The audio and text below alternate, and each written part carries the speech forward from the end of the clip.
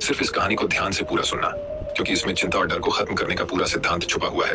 तो चलिए आज की मजेदार कहानी की शुरुआत करते हैं। पुराने मगध राज्य में एक बहुत ही धनवान सेठ रहा करता था। उसके पास बहुत धन दौलत थी। एक दिन उसने हिसाब लगाया तो पाया कि उसके पास जितनी भी दौलत है ये तो केवल उसके बच्चों तक के लिए ही पर्याप्त होगी। वह सोच में पड़ गया कि उसके बच्चों के बच्चे और फिर उनके बाद आने वाली पीढ़ियों के लिए धन की व्यवस्था कैसे होगी। धन के अभाव में तो उनका जीवन बहुत मुश्किल हो जाएगा। इसी बात के बारे में सोच सोच कर वह बहुत चिंतित रहने लगा। लेकिन उन्हीं दिनों तथागत गौतम बुद्ध मगध राज्य में पधारे। तभी उसे किसी ने बताया कि तुम गौतम बुद्ध की शरण में जाओ, वह तुम्हारी चिंताओं का समाधान अवश्य कर देंगे। वह इंसान गौतम बुद्ध के पास जाता है और कहता है, बुद्ध, मैं चाहता हूँ कि मेरे पास इतना धन हो कि मेरे बच्चे, उनके बाद उनके बच्चे और फिर उनके बच्चे, इसी तरह से अगली कई पीढ़ियां भी अगर मेरे धन का उपयोग करती रही तो मेरा धन समाप्त ना हो। गौतम बुद्ध मुस्कुराए और बोले, बिल्कुल ऐसा ही होगा, लेकिन उससे पहले तुम इस नगर के बाहर वाली झोपड़ी में रहने वाले परिवार को एक दिन के खाने की सामग्री देकर आओ। यह सुन वह बहुत खुश हो गया और तुरंत ही एक दिन के खाने की सामग्री से भरा थैला लेकर नगर की बाहर वाली कुटिया में पहुंच गया। वह जैसे ही कुटिया के अंदर गया तो उसने देखा कि कुटिया के अंदर एक बूढ़ी सास और उसकी जवान बहू है। बूढ़ी औरत बैठकर ध्यान कर रही थी और उसकी बहू रसोई में खाना बना रही थी। सेठ ने बहू की तरफ देखकर खाने की सामग्री का थैला आगे बढ़ाते हुए कहा, मैं इस नगर का एक अमीर सेठ हूँ और तुम्हारे परिवार के लिए एक दिन के खाने का रास्ता लेकर आया हूँ, इसे रख लो। ये सुन बहू ने मना करते हुए कहा, लेकिन हमारे पास आज के खाने की व्यवस्था है। सेठ ने कहा, इससे कल के खाने की व्यवस्था हो जाएगी। उस औरत ने कहा, माफ करें, लेकिन हम अगले दिन के लिए भी यह इकट्ठा करके नहीं रखते। हम रोज के खाने की व्यवस्था रोज ही करते हैं। ये सुनने के बाद उस सेठ ने सोचा कि ये लोग हैं जो अपने कल के लिए भी कुछ इकट्ठा नहीं करते और एक मैं हूँ जो अपने आने वाली कई पीढ़ियों के लिए धन इकट्ठा करने की चिंता में मरा जा रहा हूँ। अब उस सेठ को समझ आ चुका था कि आखिर गौतम बुद्ध ने उसे नगर के बाहर वाली इस कुटिया में क्यों भेजा था। अगले दिन सुबह होते ही वह सेठ फिर गौतम बुद्ध के पास पहुंच गया और बोला, तथागत, आप जो मुझे समझाना चाहते थे अब मैं वह समझ चुका हूँ, लेकिन क्या आप मुझे थोड़ा विस्तार से बताएंगे कि चिंता होती क्या है, ये कैसे पैदा होती है और इसका निवारण क्या है। गौतम बुद्ध ने कहा, कल के लिए की जाने वाली चिंता हमारे कल को बदले या ना बदले, लेकिन वो हमारी आज की खुशी जरूर छीन लेती है। चिंता एक ऐसी मानसिक बीमारी है जो हमारे जीवन से हर तरह खुशी छीन लेती है और इसे नीरस बना देती है। असल में चिंता का कोई वास्तविक अस्तित्व नहीं होता। चिंता एक ऐसा भाव है, ऐसा विचार है जो आने वाले भविष्य के डर से पैदा होता है।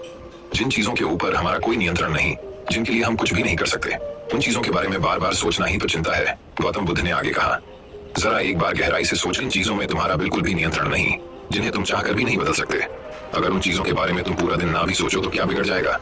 उस इंसान ने कहा, बुद्ध, तो क्या आपके कहने का अर्थ यह है कि हम किसी भी चीज या घटना के बारे में सोचना ही छोड़ दें।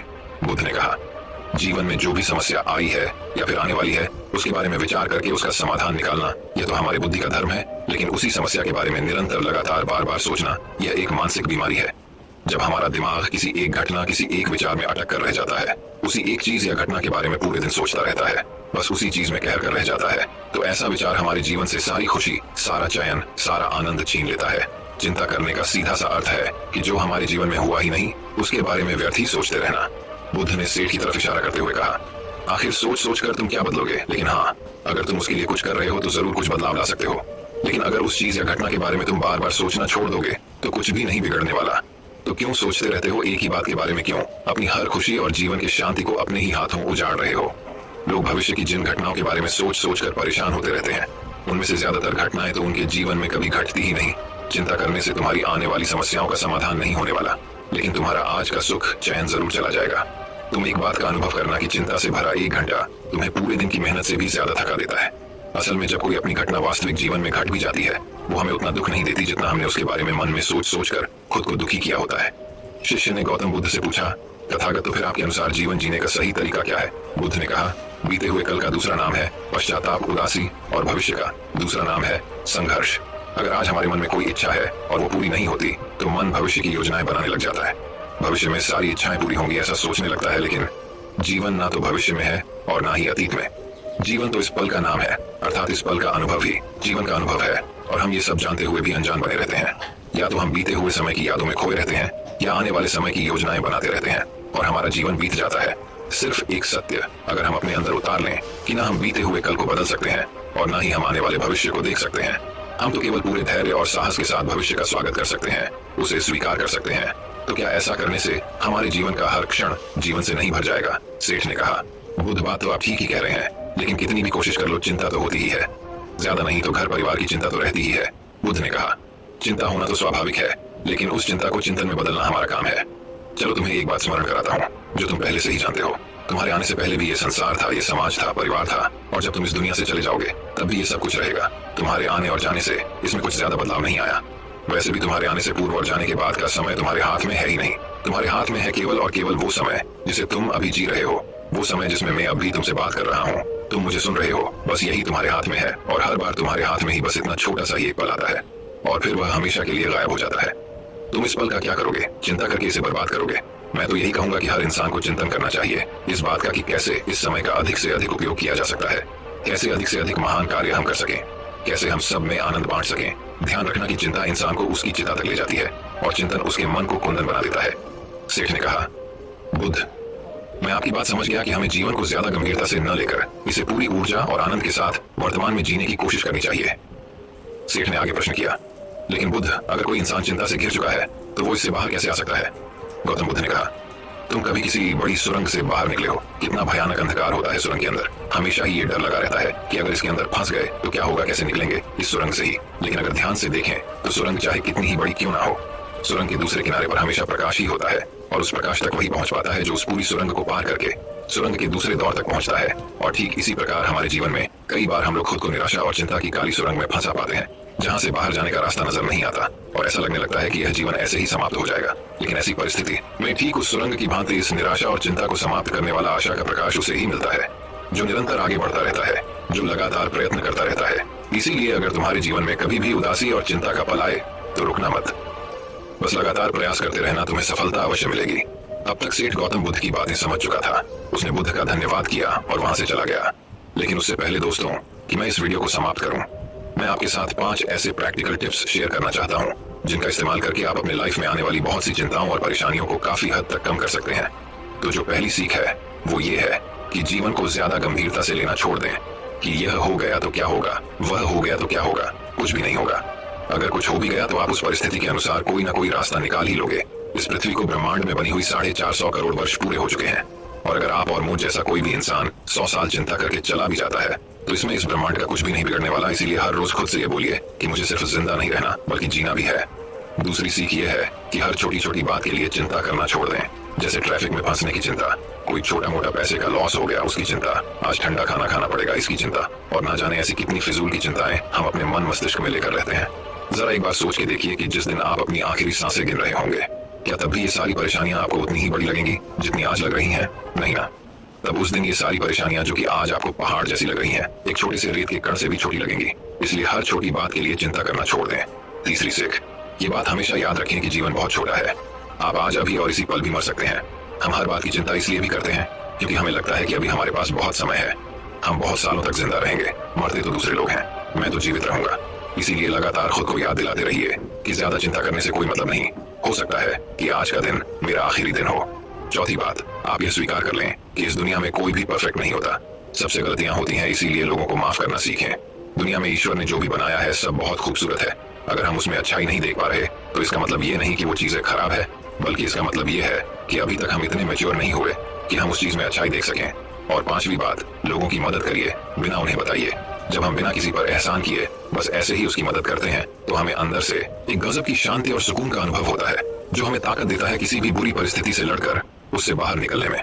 दोस्तों, हमें अपने जीवन में चीजों को लेट गो करने का एटीट्यूड डेवलप करना चाहिए कि कोई बात नहीं, जो होगा देखा जाएगा।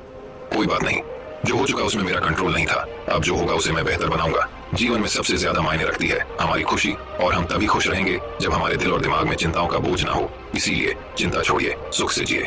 तो दोस्तों, चिंता और तनाव के ऊपर एक और रोचक कहानी की शुरुआत कुछ इस प्रकार होती है। एक व्यक्ति का जीवन बहुत ही तनाव से भरा हुआ था। उसका पूरा जीवन तनाव और चिंता में ही कट रहा था। ऐसा लग रहा था मानो वह जीवन नहीं बल्कि तनाव को जी रहा है।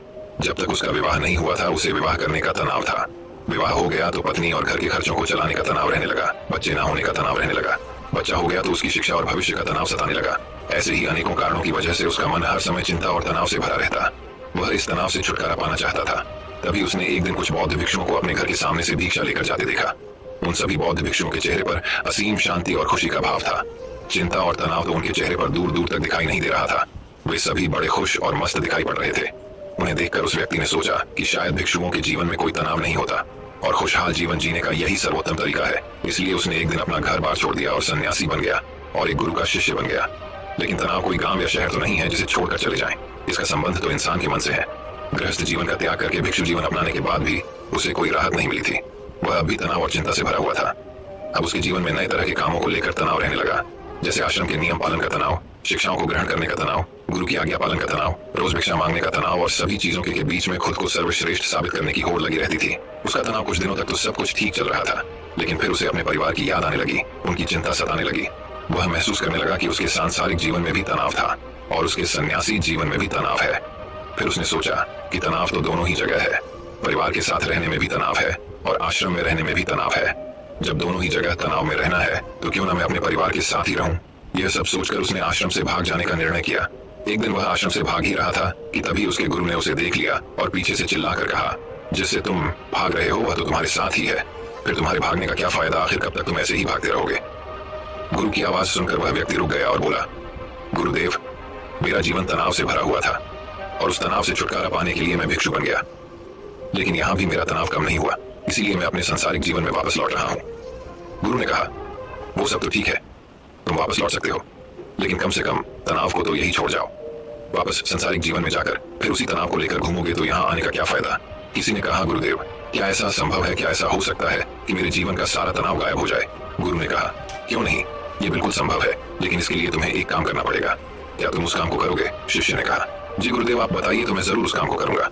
गुरु ने कहा, तुम जाओ और किसी एक ऐसे व्यक्ति को ढूंढ कर लाओ जिसके जीवन में किसी भी प्रकार का कोई तनाव, कोई चिंता ना हो। अगर तुम ऐसे व्यक्ति को मेरे पास ले आए तो मैं तुम्हारे जीवन से तनाव और चिंता को हमेशा हमेशा के लिए खत्म कर दूंगा।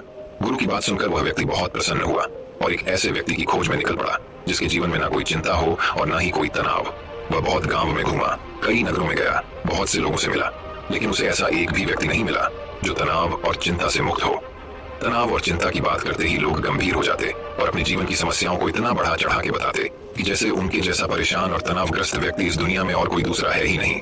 ढूंढते ढूंढते सुबह से शाम हो गई, लेकिन उसे ऐसा व्यक्ति नहीं मिला जो पूरी तरह से तनाव मुक्त हो। फिर उसे एक समझदार व्यक्ति ने सलाह दी कि इस दुनिया में केवल शराबी ही एक ऐसा व्यक्ति है जिसके जीवन में कोई चिंता, कोई तनाव नहीं होता।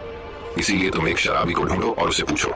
जिसने उस व्यक्ति की बात मान ली और बहुत खोज मशक्कत के बाद एक ऐसे शराबी को ढूंढ निकाला जो हर समय शराब के नशे में धुत रहता था। उसने उस शराबी से पूछा, मैंने सुना है कि तुम्हारे जीवन में कोई चिंता, कोई तनाव नहीं है, क्या यह बात सच है? शराबी ने लड़खड़ाती हुई जबान से उत्तर दिया, तनाव ये क्या होता है, ये किस चीज का नाम है, मुझे नहीं पता। ये सुनते ही शिष्य की खुशी का ठिकाना न रहा। उसने सोचा, चलो दिन भर मेहनत करने के बाद अंततः वह व्यक्ति मिल ही गया जिसकी मुझे तलाश थी। शिष्य ये सब सोच ही रहा था कि तभी शराबी फिर बोल पड़ा, मुझे बस इस बात की चिंता सताती रहती है कि मुझे शराब कहाँ से मिलेगी, शराब के लिए धन का इंतजाम कहाँ से होगा। क्या तुम्हारे पास कुछ धन है? मैंने अपनी पत्नी से सारा धन छीन लिया है, लेकिन क्या तुम कुछ मदद कर सकते हो? यह सुनकर वैसे ही हैरान रह गया। उसकी सारी खुशी गायब हो गई। अब तक दिन भी ढल चुका था और अंधेरा होने वाला था, इसीलिए वह थक कर एक मंदिर में बैठ गया। वह बहुत हताश और निराश था। वह सोचने लगा, क्या इस दुनिया में कोई भी तनाव मुक्त नहीं है? तभी एक छोटा गरीब बच्चा उसके पास आया और बोला, बहुत जोरों की भूख लगी है, क्या कुछ खाने को मिलेगा? वैसे ही उस बच्चे की तरफ देखकर बोला, जब तुम जैसे छोटे बच्चे के जीवन में भी चिंता और तनाव है तो बड़ों का क्या हाल होगा? बच्चे ने कहा, महात्मा जी, चिंता और तनाव नहीं, केवल भूख है, क्या आपके पास से कुछ भोजन मिलेगा? बच्चे की यह बात सुन वह अचानक बहुत प्रसन्न हो गया, जैसे उसे कुछ प्राप्त हो गया हो। उसने अपने झोले में से कुछ भोजन निकालकर उस बच्चे को दिया और वहां से भागता हुआ सीधा गुरु के पास पहुंचा और बोला, गुरुदेव, बहुत ढूंढने के बाद भी मुझे ऐसा एक भी व्यक्ति नहीं मिला जो तनाव मुक्त हो, जिसके जीवन में कोई भी चिंता ना हो।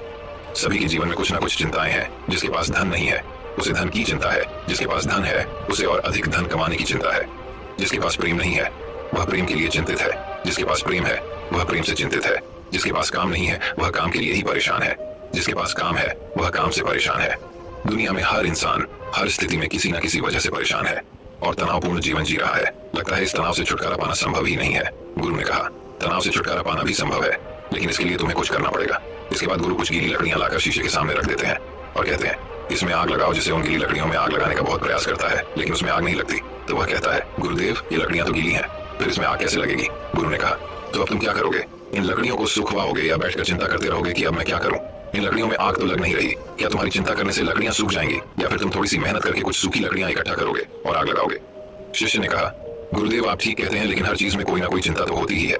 गुरु ने कहा, चिंता किसी चीज में नहीं बल्कि तुम्हारे अंदर, तुम्हारे मन में होती है, और जहाँ चिंता हुआ तनाव होता है वहाँ सफलता मिलनी मुश्किल हो जाती है, और जब सफलता नहीं मिलती तो हम और भी चिंता और तनाव में घुसते चले जाते हैं। उसने कहा, गुरुदेव, अगर सारे काम हमारे अनुसार होने लगे तब तो हमें चिंता नहीं होगी। गुरु ने कहा, इंसान के अंदर चिंता और तनाव उत्पन्न ही तभी होते हैं जब उसकी परिस्थिति और मनस्थिति अलग अलग होती है। यानी कि वह चाहता तो कुछ और है लेकिन उसे मिलता कुछ और है। इसलिए अगर व्यक्ति अपनी परिस्थिति और मनस्थिति के बीच समन्वय स्थापित करना सीख ले तो वह तनाव से मुक्त हो जाएगा। किसी ने कहा, लेकिन ऐसे कैसे संभव है? गुरुदेव गुरु ने कहा, स्वीकार करके। जब हम किसी भी घटना को स्वीकार कर लेते हैं फिर वो घटना हमें तनावग्रस्त नहीं कर सकती। जैसे किसी दुर्घटना में अपाहिज हुए लोग शुरू में तो बहुत चिंतित और तनावग्रस्त होते हैं क्योंकि उन्होंने अब तक अपने अपाहिजपन को स्वीकार नहीं किया होता, लेकिन धीरे धीरे वह अपने इस स्वरूप को स्वीकार कर लेते हैं। फिर उन्हें वह अपाहिजपन उतना चिंतित और परेशान नहीं करता जितना शुरुआत में करता था। गुरु ने आगे कहा, जीवन में कुछ समस्याएं होती हैं और कुछ समस्याएं हम खुद निर्मित कर लेते हैं सिर्फ सोच सोच कर, जबकि असल में वह समस्या होती ही नहीं है। किसी ने कहा, गुरुदेव मैं कुछ समझा नहीं। गुरु ने कहा, तुम अपने परिवार को छोड़कर यहाँ क्यों चला आया? व्यक्ति ने कहा, क्योंकि वहाँ मेरे जीवन में बहुत तनाव था। गुरु ने कहा, क्या यहाँ तुम्हारे जीवन में तनाव नहीं है? उसने कहा, हाँ तनाव तो यहाँ भी है। गुरु ने कहा, क्या तुम्हारे अंदर हर समय यह विचार नहीं उठते रहते कि मेरे साथ ही बुरा क्यों होता है? मुझसे ना हो पाएगा, सभी लोग बुरे हैं, काश ऐसा हो जाए, सब मेरे अनुसार हो जाए, मुझे ज्यादा मेहनत ना करनी पड़े। इसी तरह के और भी विचार क्या तुम्हारे मन में हर समय नहीं उठते रहते? किसी ने कहा, हाँ गुरुदेव, हाँ बिल्कुल ऐसा ही होता है। जब मैं आश्रम में गुरु भाइयों के साथ रहता हूँ तब भी, और जब मैं घर में था तब भी। गुरु ने कहा, समस्या बाहर नहीं, समस्या तुम्हारे भीतर है। तुमने अपने अंदर बेवजह का तनाव बना रखा है। उन काल्पनिक घटनाओं के बारे में सोच सोच कर जो शायद तुम्हारे जीवन में कभी घटित भी नहीं होगी, उनके बारे में सोचकर ही तुम चिंताग्रस्त रहते हो, तनाव में रहते हो। जिस दिन तुम इस बात को समझ जाओगे कि जीवन में समस्या होती है और उसका समाधान भी होता है और उस समाधान को पाने के लिए कार्य करना पड़ता है और उस कार्य का एक परिणाम भी होता है, तो उस दिन से तुम्हारे जीवन में कोई भी तनाव नहीं रहेगा। शिष्य ने कहा, गुरुदेव आप सही कह रहे हैं। मुझे मंदिर के बाहर एक बच्चा मिला था। जब मैंने उससे पूछा कि क्या तुम्हारे जीवन में चिंता है, तनाव है, तो उसने कहा था, ना चिंता है ना तनाव है, बस भूख है। उस समय मैं समझ नहीं पाया था कि समस्या तो भूख है, तनाव में चिंता नहीं, केवल भूख का समाधान किया जा सकता है, तनाव या चिंता का नहीं। दोस्तों, जिस काम की वजह से तनाव और चिंता उत्पन्न हो रही है उस काम